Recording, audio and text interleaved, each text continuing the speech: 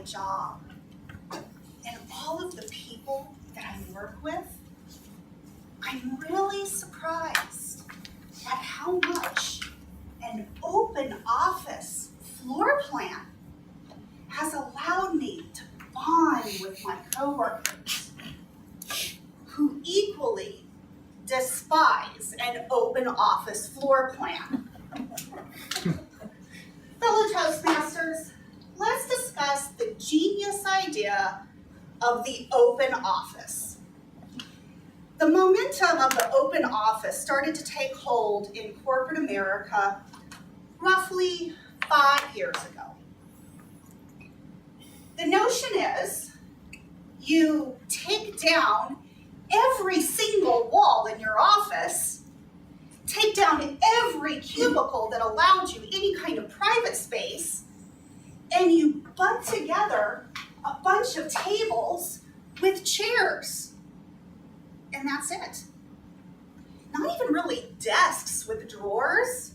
Most of the time it's 4-foot IKEA tables just shoved right next to each other, like you all are sitting right now. And then you replace all of that cozy decor and those lush green potted plants with modern, which really means awkward and uncomfortable, chairs and ottomans for everyone to lounge on during the day, for that ultra-contemporary, sleek look, all in the name of collaboration. Well, that couldn't be further from the truth. I would love to know, was there an architect out in Silicon Valley, New York City, who really thought that people loved their jobs and the people that they worked with so much that you would want to sit right next to each other every single day and talk about what you're working on? Well, we don't. In fact, we actually like to have a little bit of our isolation when we're working.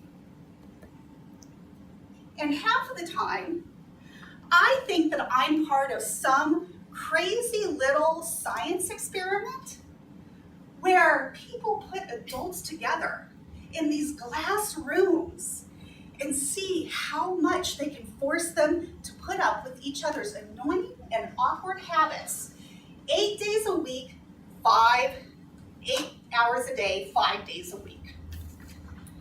First, there's the loud typers and the constant clickers. Now, I'm in software development, so I completely understand that we all need to work on the computer to get our jobs done.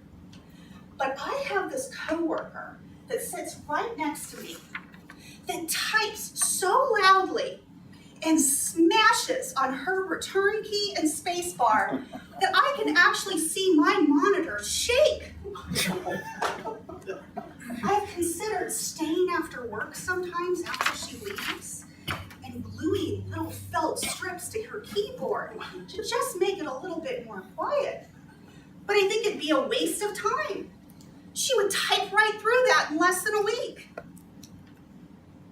And then there's the people who find it fully acceptable to take any and every call in the middle of the office space. I have the coworker that has no problem going through a 2-month home mortgage refinance right in the middle of the office space. I know you know this guy. This is also the same guy that you see in Fry's with the big Bluetooth speaker over his ear.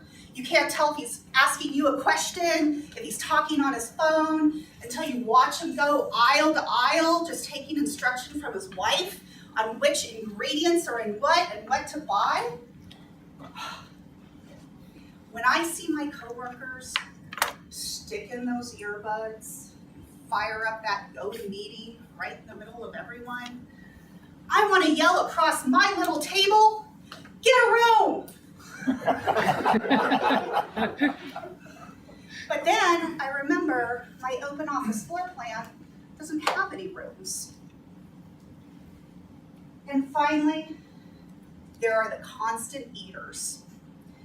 These are the people that are continually on the paleo diet, the keto diet, the I need to eat something crunchy at my desk every 10 minutes diet.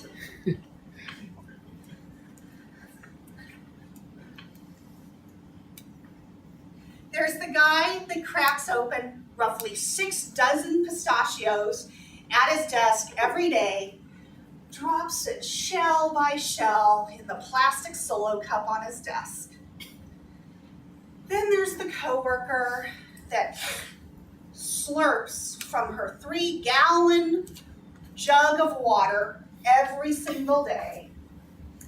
And then let me not forget about the meal prep guy. This is the guy who every single morning brings in about 8 little Tupperwares of food that he slaved over and prepared over the weekend, and for whatever reason has to eat it at the top of every single hour. But the upside to that guy is I get to enjoy his meals with him, because in open office floor plans, there are no sound barriers, and there are also no smell barriers.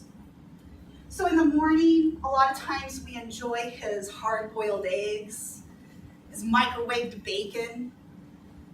At lunch, a lot of times we get to experience his salmon over wild rice. And then, to round out the day, a lot of times we'll enjoy his steamed broccoli and cabbage combo.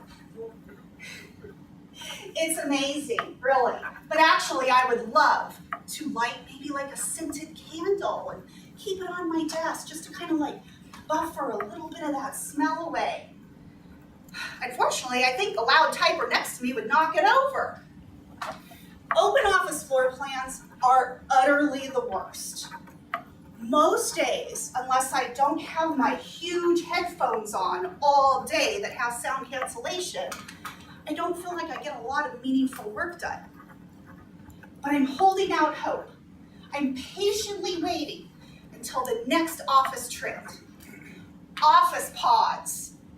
These will be little soundproof capsules I can walk in every day and close myself in. They'll promote productivity and isolation, and they'll shun collaboration, and the most time-consuming thing of our workday, teamwork. Mr. Toastmaster.